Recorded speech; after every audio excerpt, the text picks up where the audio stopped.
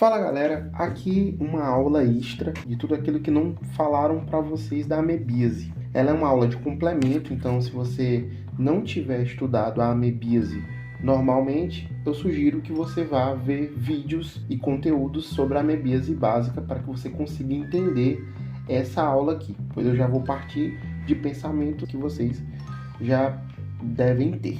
A primeira coisa que eu vou falar é sobre o processo de excitamento, né, da estamoeba histolítica, que é o que eu vou falar durante todo o estudo. A histolítica, que é o que causa mais problema para a gente, então é dela que eu vou falar.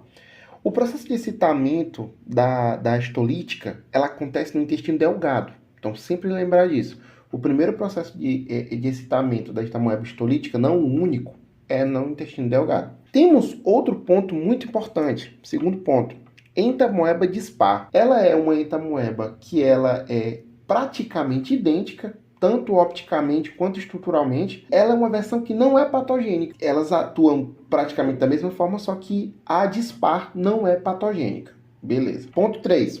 Amebíase grave com abscesso hepático, que é uma forma da amebíase. Ela usa uma classe de medicamentos que a gente vai chamar de nitroimidazóico, que é um exemplo disso. Metronidazol e tinidazol. São dois exemplos aí de medicamentos nitroimidazóicos que vão lidar com esse tipo grave aí de amebíase. Lembrando que, outra coisa, cisto maduro. Um cisto maduro, ele contém 4 núcleos e barras de cromátides de extremidades arredondadas. Então, assim, tem que ter essas coisas. 4 núcleos e barras de cromátides de extremidades arredondadas. Ok, isso vai ser muito importante. Confie em mim que em questões isso muda totalmente o rumo das coisas. Úlcera intestinal. Qual o formato da úlcera intestinal invasiva por trofozoítos que invadem a submucosa? Então, o que vai acontecer? Elas formam uma úlcera em formato de botão de camisa ou de frasco. É um tipo específico de uma úlcera causada por amebíase invasiva. Diagnóstico de abscesso hepático. Eu acho que ele é feito de 2 maneiras. E qual o método, dos métodos mais eficientes? Primeiro, sorologia e exames de imagem. É meio contraintuitivo você pensar dessa forma, que esses 2 exames vão lidar com a amebíase, já que o exame de fezes, por exemplo, é um muito utilizado. Só que o que acontece? Por que isso? Porque a gente está falando de um abscesso hepático. A gente está falando de uma amebíase de abscesso hepático. Então, ela está no fígado. E aí, o que acontece? Primeiramente, sorologia. O que ela vai fazer?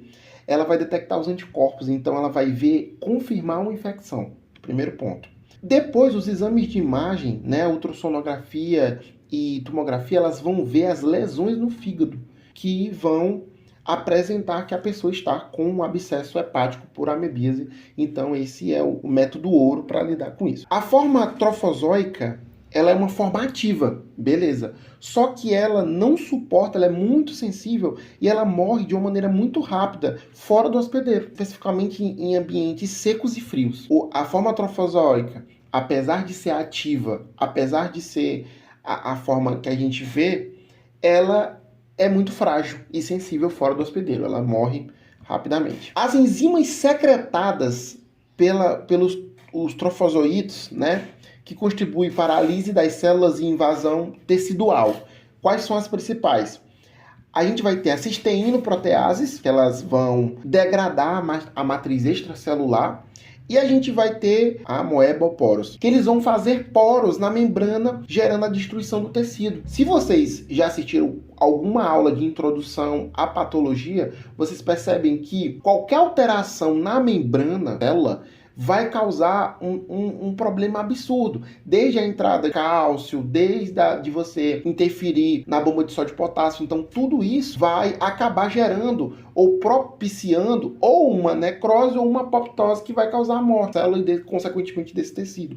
Então, é por isso que esse ameboporos, ele também faz parte dessa invasão tecidual da amebíase. A amebíase, ela é caracterizada como uma doença tropical negligenciada, uma DTN. Por que isso? Porque ela é uma doença que ela é causada por uma grande pobreza, por países subdesenvolvidos, saneamento básico precário, uma baixa renda. Essas pessoas, então, são alimentos contaminados, a profilaxia dela é lavar as mãos. Então, a gente percebe que tem um ponto aí que está ligado à vulnerabilidade dessas pessoas quanto à renda. O fator de risco para a amebíase invasiva, né, um abscesso hepático, forma relativamente grave, é a imunossupressão, alcoolismo e desnutrição.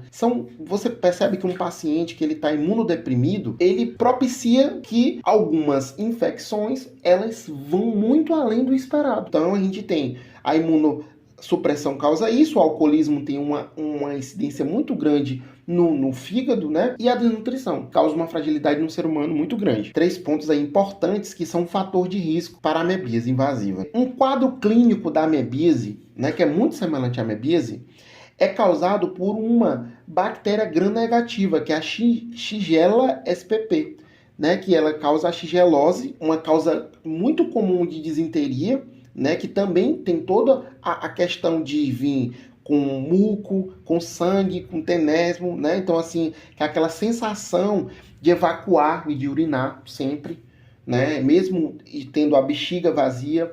E aí você percebe que essa bactéria é muito semelhante. Então, a gente vai, através dos exames, a gente vai acabar diferenciando isso aí. A entamoeba histolítica, ela se alimenta de mucosa intestinal, bactérias e glóbulos vermelhos. Por quê? O trofozoito, ele é fagocitário, né? Então ele se alimenta de mucosa intestinal, bactérias, restos de bactérias e glóbulos vermelhos. Esse caso é muito interessante, que é um caso raro, a ameboma é um caso raro, na massa inflamatória pseudotumoral que se forma na parede do colo. Ela é uma reação inflamatória, juntamente formando uma fibrose na parede intestinal, em resposta a uma invasão crônica de trofozoito. Ela entra na submucosa intestinal e ela acaba simulando um tumor. É percebido quase como um tumor nessa região aí do colo. É bem interessante da gente analisar isso aqui. Qual a limitação da sorologia? Por exemplo, ELISA na amebíase não invasiva, ela é mais assintomática. A sorologia, como a gente havia falado anteriormente, ela vai detectar a inflamação, né? Ela vai detectar os anticorpos, que vai possivelmente detectar a inflamação. A infecção. Como a produção de anticorpos séricos é muito baixa ou ausente, a gente vê uma limitação na sorologia nesse caso. Então a gente deveria mudar o exame, porque a sorologia já não é viável para casos não invasivos. Os trofozoítos, eles não passaram do lúmen e eles só estão ali mesmo. Qual a diferença para entamoeba histolítica e para entamoeba dispar? O exame que eu vou identificar a diferença neles.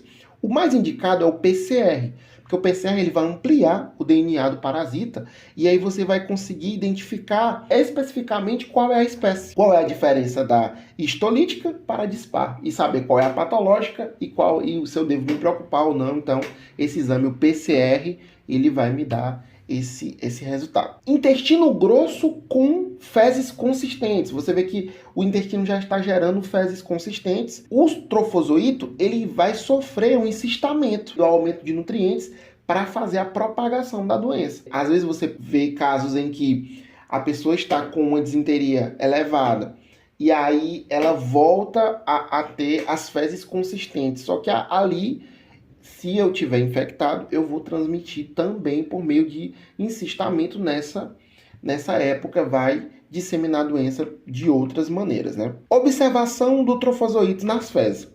Gente, o trofozoito, como eu havia mencionado, ele é muito sensível fora do hospedeiro. Então, qual é a forma que eu vou achar esse trofozoito fora? Eu tenho que fazer, primeiramente, uma verificação imediata. E essas fezes, ela tem que ter bastante líquido. Elas têm que ser diarreicas. Eu tenho que ter muito líquido nessas fezes. E elas têm que ser recém-coletadas. Consigo enxergar o trofozoito. Fora isso, se eu passar muito tempo, eu já não consigo enxergar pela sensibilidade do protozoário, nessa forma. Um caso muito específico, meningocefalite amebiana. Ela é um caso raro, né, de amebíase. É uma complicação que ela é rara, no entanto, ela é a mais grave, porque ela sobe rapidamente a disseminação para o sistema nervoso central, afetando toda a estrutura do cérebro, da camada que protege o nosso cérebro. Então, a gente vai ter um problema muito grave e vale a atenção de vocês. No mais, foi isso, gente. Esse vídeo é mais para que ideias e pensamentos que nas aulas não se costumam mencionar, e eu estou mencionando para vocês, a nível de questão, a nível de conhecimento extra, para que vocês possam usar na vida médica em geral. E é isso. Muito obrigado e até logo.